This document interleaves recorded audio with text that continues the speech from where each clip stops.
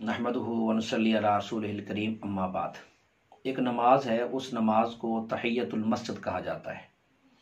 इस नमाज के बारे में हुज़ूर पाक सल्लल्लाहु अलैहि वसल्लम ने इरशाद फरमाया कि तुम में से जो आदमी भी मस्जिद में जाए तो उस वक़्त तक न बैठे जब तक वो 2 रकात नमाज तहियतुल मस्जिद की नीयत से न पढ़ ले। लेकिन ये मुस्तहब और सुन्नत के दर्जे में है, फ़र्ज़ या वाजिब के दर्जे में नहीं है। तो इसलिए जिस आदमी को भी चाहिए कि वो मस्जिद के अंदर दाखिल हुआ है तो उसको चाहिए कि वज़ू करके वो 2 रकात नमाज तहियतुल मस्जिद पढ़े। इसके साथ साथ तहियतुल वज़ू के भी 2 नफल हैं, अगर मौका हो तो वो भी पढ़ लेना चाहिए। 2 रकात नमाज तहियतुल मस्जिद की नीयत से पढ़ लें कि मैं नियत करता हूँ 2 रकात नमाज तहियतुल मस्जिद की, मुँह तरफ खाना काबा के, अल्लाहु अकबर।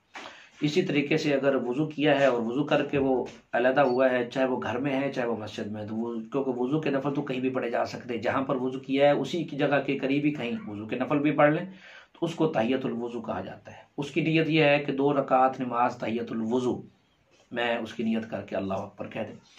तो इस अंदाज के साथ अगर आप मस्जिद के अंदर दाखिल हुए हैं और वो मकरूह वक्त चल रहा था, यानी सूरज तुलू होने का वक्त चल रहा था या ज़वाल का वक्त चल रहा था या असर के बाद का वक़्त है तो असर के बाद नफल नहीं होते, तो उस वक्त में आप 4 दफ़ा पढ़ लें सुब्हानल्लाहि वल्हम्दुलिल्लाहि वला इलाहा इल्लल्लाहु वल्लाहु अकबर। ये 4 दफ़ा पढ़ लें तो ये भी तब भी गुजारा हो जाएगा।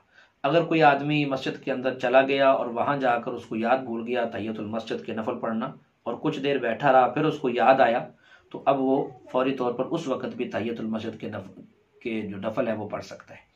अगर कोई आदमी मस्जिद में दाखिल हुआ है उसी वक्त ही अजान शुरू हो गई तो उसको चाहिए कि पहले तवज्जो के साथ अजान सुने, अजान का जवाब दे, अजान के बाद की दुआ पढ़े, उससे फारिग होने के बाद फिर जो है वो 2 नफल जो है वो तहियतुल मस्जिद के पढ़ सकता है। इसका भी हमें एहतमाम करना चाहिए।